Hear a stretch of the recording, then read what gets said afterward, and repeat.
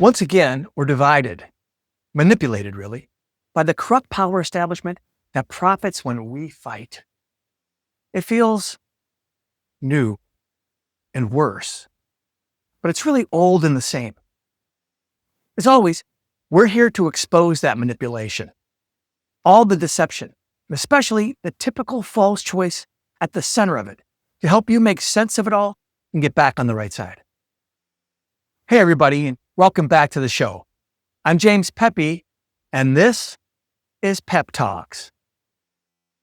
It's happening in my hometown, Minneapolis, again. The corrupt power establishment, that natural alliance of elites who influence and control everything, once again has us squared off against each other. As I said, they're manipulating us into this fight, turning neighbor into nemesis, friend into foe, fellow American into feared adversary. But we're not falling for it, and neither should you. Today on Pep Talks, we're going to pull back the curtain on what's happening in Minneapolis and expose the truth. We'll start with a wake-up call, revealing in plain English what they want us to think it's about and what it really is. Then we'll explain, once again, how they're forcing us into that false choice of all or nothing extremes. The same false choice that leaves us perpetually dissatisfied and straight up unhappy with the way things are. And finally, we'll offer a better way of thinking about this situation, along with a reminder about the common sense solution only regular folks like us can implement. As always, let's break this down logically, starting with what it isn't. Now get this straight. This isn't a fight over immigration policy. That's just what the two extremes want you to think it is. Actually, it's not even about enforcing immigration law. This is about the same things it's always about: fear and anger. That's it. Just beneath the surface of a legit policy disagreement lie these primal emotions that are perhaps the most powerful tools of human manipulation: fear and anger. One extreme wants us to be afraid of illegal immigrants because they're committing violent crimes against us, and angry at them because they're stealing our jobs, tax dollars, and elections. And at the same time, they want us to be angry at those who we're told are letting these murderous thieves get away with it. Meanwhile, the other extreme wants us to be scared to death of government repression, the return of tyranny, and the imminent end of democracy itself. And they're stoking our anger at those they label authoritarians and insurrectionists, who they insist are intentionally destroying us, or worse, turning us into Nazi Germany. So they engineer this fight. They take turns baiting each other into displays of abuse and lawlessness. Under the pretext of public safety, the government sends trigger-happy federal police rampaging through our streets and neighborhoods, expecting and in fact inviting the predictably confrontational reaction from extreme opponents. For the government, it's not about enforcing the law. It's about a raw show of force, not to capture illegals, but to instigate a fight as proof of the dangers of the other extreme, and as a demonstration of its own resolve to protect us from that other extreme while inflicting harsh retribution on our behalf.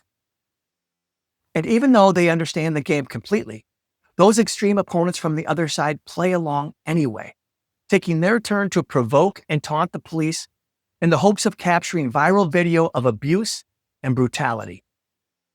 To them, Renee Good and Alex Preddy aren't really tragic victims. The same way Ashley Babbitt wasn't a victim. They're nothing more than valuable, convenient, useful tools, sensational symbols of our anger and fear. Fear and anger. This fight, supposedly over immigration, is really just part of that ongoing game being played by the extremes to see which one can make the rest of us more afraid of and upset with the other. And why? Because when we're angry and afraid, We become all too willing to hand over all our power to the ones who best convince us they'll protect and punish. Protect us from our deepest fears and punish those who have so greatly angered us. That's the game. They want our power, more of our power. They can never, ever get enough of our power. Power they crave to solidify their control over the world and their ability to have and to do anything they want. Whatever, wherever, whenever. It's the oldest trick in the book, and they're doing it to us again in Minneapolis, and really all across our tense nation. And by the way, let's be sure not to overlook the way the two extremes have hypocritically traded sides, as they so often do, from the January 6th Capitol riot. In that event, Republicans defended the mob and attacked the police, while Democrats defended the police and attacked the mob. In the Battle of Minneapolis, it is precisely the opposite. Just goes to show you the inherent dishonesty of both sides. But I digress. Look, let me be perfectly clear. I have no problem whatsoever with arresting and deporting illegal aliens. But that can easily be achieved routinely and methodically without undermining due process or baiting extremists on the other side into a violent confrontation. Just because the last president didn't do it doesn't mean it can't be done. In fact, as both sides frequently point out, albeit for opposite reasons, even Barack Obama deported millions with very little fuss from anyone. But while I obviously support enforcing the law, I also believe in protesting our government when it is failing.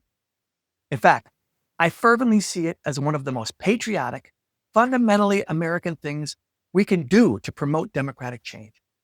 A proud and noble tradition that goes all the way back to the Boston Massacre and the Revolution. But here's the common sense of it. Common sense that all but the most extreme agree on. Civil protest ought to follow the example of Martin Luther King. It should be peaceful, without intentional provocation to violence. And if greater resistance to laws considered unjust does become unavoidable, make it passive resistance, giving government officers no ability whatsoever to claim self-defense. So, if we can agree that responsible, effective enforcement of the law can be accomplished without a dramatic, provocative show or force, and if we can further agree that responsible, effective protest can and should be peaceful, likewise, without provocation or incitement, then why is that exactly what we're seeing? It's what we're seeing because the corrupt power establishment's fear and anger tactics are working.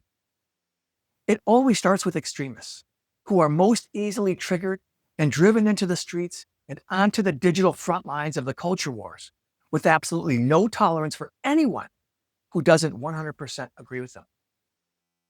Meanwhile, those of us watching from home feel increasingly pressured to take a side, especially in an election year, right? And that's where we find ourselves once again, forced into this false choice. Strict order or rampant lawlessness. Pick our poison. Or in more succinct terms, which do we value more? Freedom or safety? At times like this, seldom, if ever, are we offered the alternative most of us truly want. Reasonable enforcement of and responsible respect for common sense laws that better reflect our fundamental values and traditions. Again, why? Well, because it's unprofitable politically, financially, and culturally for those who thrive on chaos. Because it doesn't generate viral TikTok videos. Because it doesn't make anyone afraid or angry enough to fork over their power. And that's the key point of emphasis here. Situations like the one in Minneapolis entirely miss the obvious mark as to what most of us really want. Because they're not real efforts to serve us, to advance the solutions that make sense to us.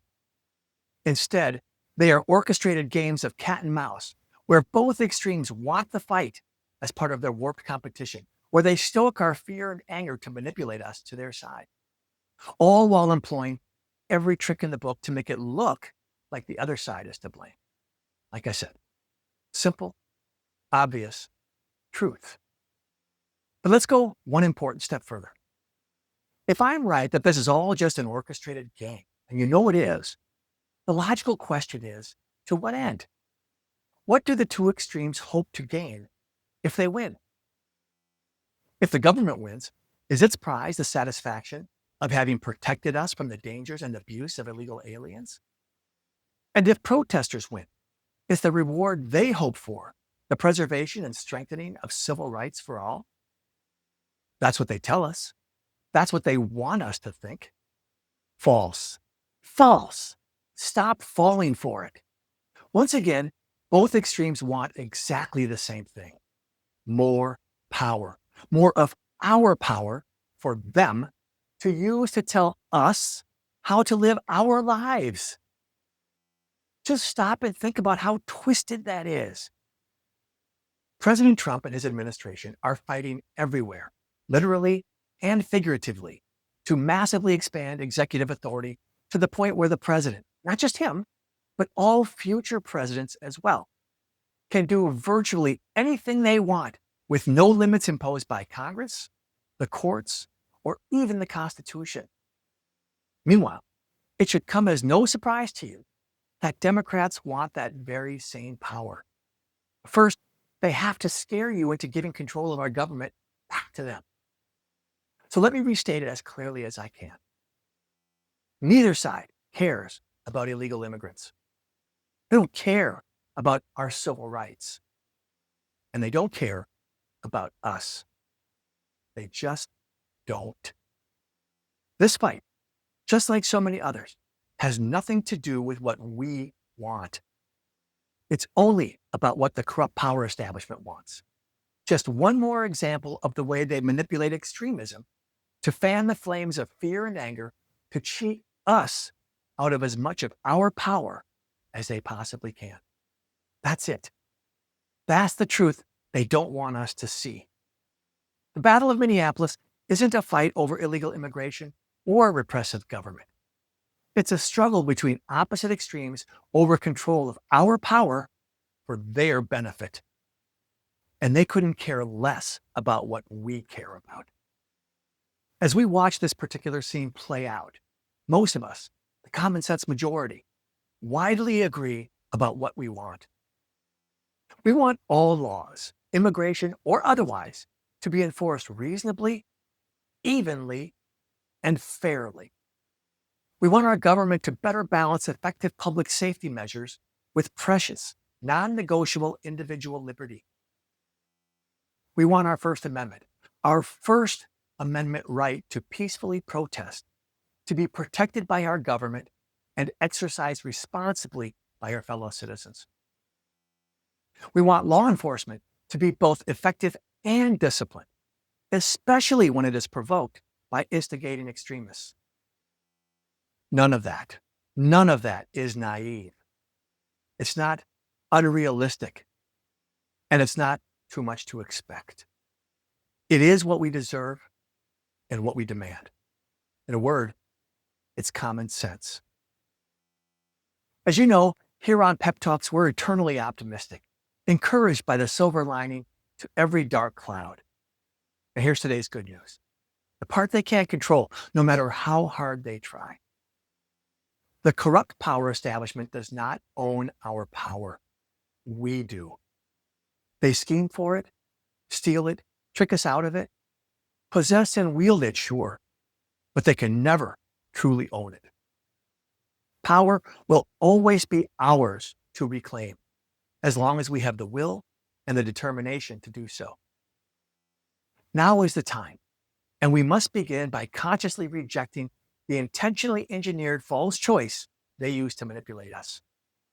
Now is the time to stop asking, which extreme scares me the least? Which extreme is least intolerable? Now is the time instead to remind ourselves what it is that we really want and to trust the truth that we really can have it. Now is the time to emphatically reject radical realism, to emphatically reject uncompromising extremism, to emphatically reject the corrupt power establishment and the false choices it constantly forces upon us. Now is the time to take back our power, to take back control of our government and our lives, to take back our country. Now is the time. We're not here to tell you what to think, only to remind you of what you already know. We're not here to recruit you to a new team. We're already on the same team. And we're certainly not here to replace two extremes with a third. Common sense is our unifying principle. We're here to stand up to the forces of extremism, and we're hoping you'll decide to stand with us. Though we understand your hesitation, your reluctance, your anger, your fear, we also know your hopes, dreams, strengths, and resilience. We have faith in you because we believe in your power, and we want you to believe in it too. In fact, that's all we're really asking, that you wake up to the truth of your power, to overcome the conditioning that has wrongly convinced you that there's nothing you can do. Because when you do, we know you'll stand with us in our efforts to restore America to the way it should be. What's happening as we speak in my hometown is beyond alarming, but it is not something we must accept with a shrug of the shoulders. It is not in any way a reflection of choices the CommonSense Majority would ever make if only better choices were available. No. What's happening in Minneapolis is the predictable result of a system controlled by a corrupt power establishment that feeds on division and citizens who have been conditioned to believe there is no alternative. There is. And it starts when regular Americans, people like us, decide we're done being manipulated, done being frightened, done being angry on command. Cool, calm, clear, and collected. Common sense. That's how we take our power back. That's how we fix our broken system. And that's how we restore our focus to the only thing that truly matters, our opportunity, everyone's opportunity to freely pursue fulfilling, happy lives. For PepTalks, I'm James Peppe, America's voice of common sense, reminding you to stay proud, get loud, and always keep the faith. Thanks, everybody.